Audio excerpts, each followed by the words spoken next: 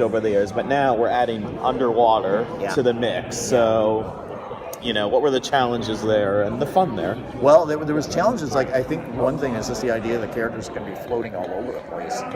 That was something that I didn't even realize at first. I think we started boarding stuff out and the characters were standing on the ground, and then it was like, wait a minute, no, this is underwater. They should be up in all sorts of different directions. So that led to some clever cinematography.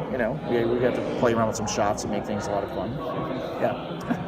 How does the film deal with Aquaman and Mera? Are they a couple, or does it does it have to be a little more vague? No. Relationship here. They're definitely husband and wife. They're definitely a couple.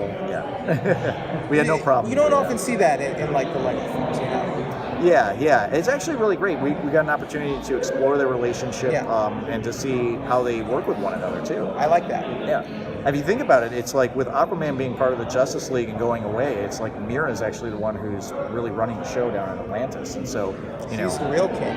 Pretty much. Well, now I think it's vice versa in the comics, but when you're doing something that's so it's kids oriented, and yet as we just mentioned, you've got Jessica Cruz, the Green Lantern, who has kind of a darker backstory. Right. How do you strike that balance when you're doing things for kids, but do you feel an obligation for jokes or things to bring the adults back in? Well, it's I think that when it comes to the jokes, I think the one thing that we try to do is we never want to parody the characters. We don't want to make it look like we're making fun of the characters. So the jokes, if anything, should be part of who those characters are for real. That it's an endearing quality. Yeah. And so when it comes to doing the stuff with Jessica Cruz, that too, it's we try to maintain the spirit of that character and that kind of self-doubt that she has, and we find that as an aspect to kind of move with. So, we're obviously not going to be throwing in detailed information that would scare kids or be inappropriate and stuff.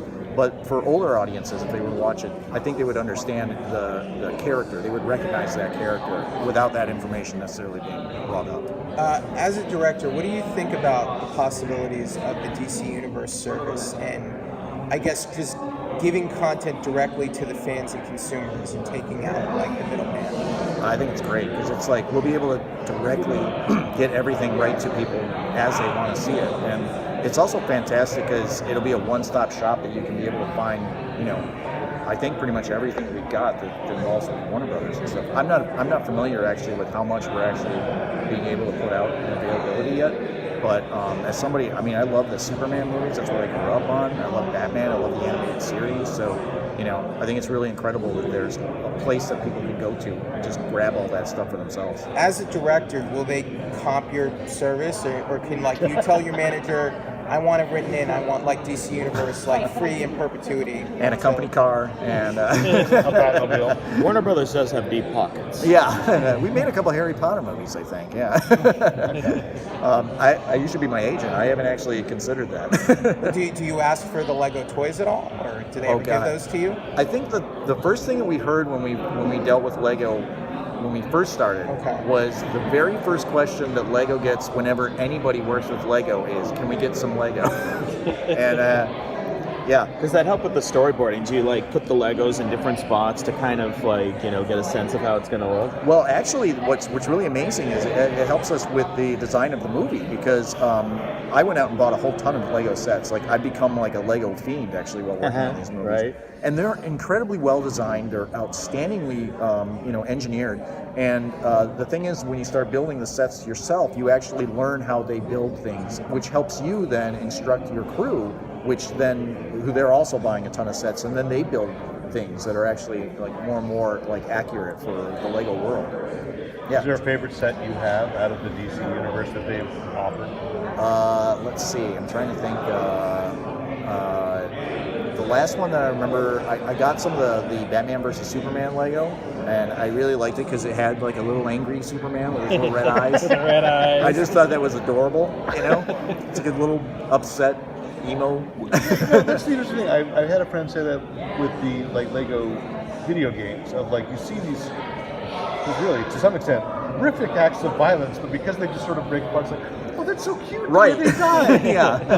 So do you take that into account when you're playing the game? Like, oh, the violence is almost mitigated by the fact that everybody knows they're bricks. Right, yeah. It opens up a whole world to you. You can pretty much do whatever you want with Lego because it's not going to register the same way. So you want looking to direct like a Lego Evil Dead movie? Yeah, I think you're onto something. I hope not. Can you tell us how Lobo has worked into the story? I'm very curious. Oh, what brings him into an Atlantean Aquaman story? It's really interesting, actually. He's kind of brought in. I mean, he's a bounty hunter and everything like that. So Lobo is very self-focused on what kind of bounty he can get. But so that's kind of an exploitation point for a villain that could possibly be like, well, if this person is looking for something, then we could hire him for something else. So it's like, yeah, you'll see that unfold, I think, in the movie. Yeah. Do you get to suggest the next directions for each movie? Because the last one was The Flash. Aquaman, obvious tie-in with a huge movie coming. Yeah. But do you guys ever get together and say, this is where I want to take it next? We pretty much work together with Warner's and with Lego. I mean, it's like they have like the things that they want to do with the different sets that they want to promote, and then Warner Brothers also has the different properties that they want. But at that point, then it's like our producer is usually able to kind of start throwing out ideas on what they want to, make the story all about. And then when that starts to get a little more focused, then I start coming in and they explain to me where they're going, and then I'm able to like start to channel things in the proper direction. Since we've seen some animated movie crossovers with like Scooby-Doo and what have you, could we see some like DC Lego crossovers with maybe like Lego DC Ninjago or Lego DC Scooby-Doo? I got to work on one of the Lego Scooby-Doos, and it was like, I love the look of it. You can do anything with Scooby-Doo and Batman have a history. Yeah, it's like we've teamed them up before, so. And Batman makes money anyway, so like, you add Scooby-Doo, then you do Lego, which is a big property, Scooby-Doo, Batman, boom, you're printing money. If the fans hear enough of this stuff, the companies end up reacting, so. So that's a good question. What's the balance between, because what you're suggesting there is, the Lego movies are all, theatrical movies are all supposed to be set in the same table in some guy's basement. So do they come back and say like, well, this is being done for the movie, you can't do this? How do you balance between those two? Because they're separate universes. They are separate universes, and I think that's kind of, I think we like it that way because I think that, we don't have that much contact with the movie people who are making the Lego, movies, and then, so I would hate to infringe on their creativity with whatever they're going to do, and it's just the same way back to us. So it affords us an opportunity to really kind of explore where each of us would rather push, and I think that's more liberating than trying to figure out how to tie them together. Did you hear about during the Lego Movie 2 panel yesterday? They had a Lego movie Aquaman meeting a classic Aquaman who looked just like this. Oh, really? Yeah, and they had like a fun little interaction. And then they called a tidal wave, and then movie Aquaman who looked like Joseph but a Lego. Right. He rode off on this Aquaman like a surfboard. That's outrageous. That's what makes it outrageous. Outrageous! Hey! That's what makes comic. Are we going to get an outrageous in this? Outrageous! No, like, is there an outrageous in the movie? Oh, in this part? Yeah. I'm trying to think. We got like, we have like, obviously there's like just fun all over the place and stuff. I'm trying to think, do we have a moment where it gets like crazy outrageous? You mean the word? Yeah, the Does word. he say outrageous like? Does he like say the word? outrageous? No, I don't think we have that. That's a very abstract question. Like, is there an outrageous moment in the movie? Like, I was like, I'm not sure where you're going. It did come back in one of the Justice League films. I'm sorry? In one of the Justice League animated movies with Aquaman. I He see. did say outrageous. Yeah, so I see. with, Yeah. you talked about the freedom and the fun of making a Lego movie. What are some of the moments in this movie that you would not be able to do with a straight up animated movie if like they did like a shot for shot animation? Is there a moment in the movie that could have only been done with Legos? Gosh, there's a lot actually. Awesome. That's what I like to hear. Yeah, I mean, honestly, one of the things I love working in 3D. Actually, I was really nervous when I first started. It was intimidating, but it's kind of like a middle ground between animation and live action, where you're actually building an actual artificial world and you're moving that camera through.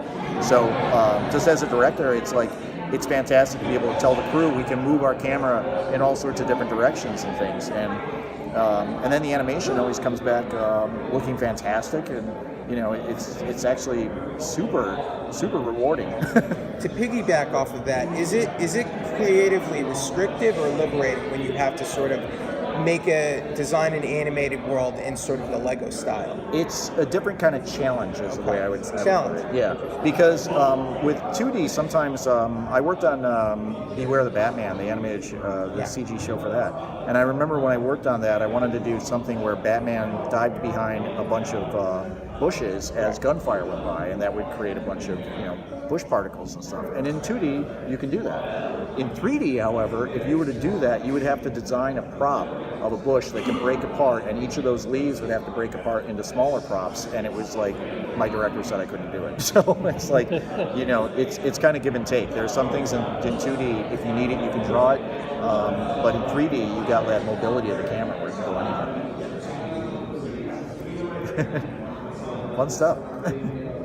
Well, if you could, where would you like to go next with the story? With Lego, you mean? Yeah. Or we have like a couple other properties coming forward. So Gary shows up at the most perfect moments. I only come to interrupt Gary's question. It's the deal we have. we're still going. So honestly, it's like we'll be producing more Lego stuff, and you'll be seeing it soon. So You just can't talk about it. I understand. I understand. There we go. All right. Thank you. Great. Thanks, guys. Thank you so much.